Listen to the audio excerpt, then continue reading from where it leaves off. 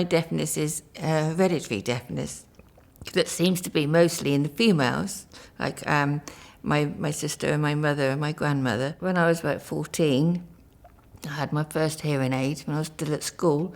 It was one of those big box that you wear in the front with a wire. It was horrible. When I was 18, I had an operation on my left ear.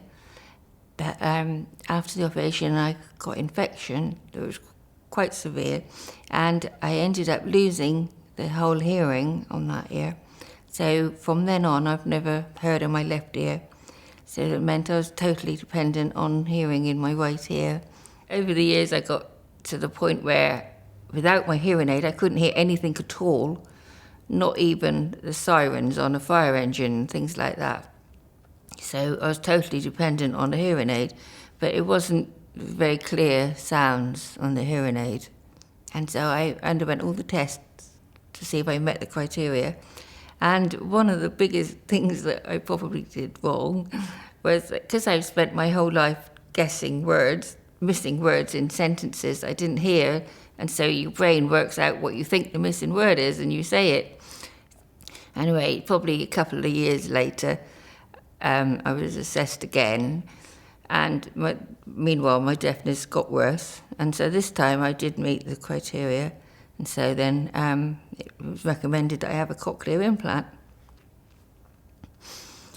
So that took place in March this year, and there was a period of 6 weeks where I had to wait for the operation for the cochlear implant to settle down, and for the stitches and things to get better.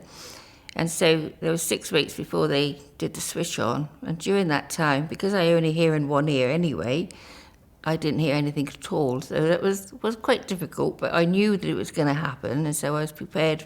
I prepared myself mentally for it. And in reality, in your life, 6 weeks is not very much at all. And so then in May, I came to be switched on, and it was probably the most incredible thing that's happened. I wasn't expecting it to be very good at first, because they told you how the sound might sound a bit awful. Anyway, they switched it on, and straight away I could hear the voices, and it was all very, very loud. It sounded very loud, because bear in mind I've been in silence for 6 weeks, and it also sounded very robotic and metallic, and when I spoke, my own voice sounded so horrible. I thought, I can't stand this. But anyway, obviously I knew it would settle down. It was just, I did not expect to hear all I did not expect to hear so well as soon as you switched it on. That's what I did. So I could have a conversation straight away. There was no not hearing anything, working out what they were saying. So it all seemed to go very well. I think Zoe was pleased. And we left here, and I could hear sounds that I didn't normally hear, like when we was walking back to the car, I could hear my footsteps. And we stopped in a pub on the way home for a meal, and I could just hear all the things around it, normal sounds that I wouldn't expect to have heard on that first day, but I did, and I could have a normal conversation, even if the voice was robotic. I could still hear what it was, but unless I was looking at who's speaking, I wouldn't be able to tell if it was a man or woman, because it all just sounded a voice, all on the same level. And so there is lots of new sounds at first. One of the things that I noticed when I was in the house with just no other sounds going on, was there was this funny noise in the kitchen. I couldn't work out what it was, and it was the clock, and it was only a battery clock. I wouldn't have expected it to make a noise, but it was making a noise. I could hear it, and we went out for walks and things, because my husband and I like going out for walks. And of course I could hear all the birds, but I didn't realise at first what it was, because there was all these, it sounded like little bells ringing.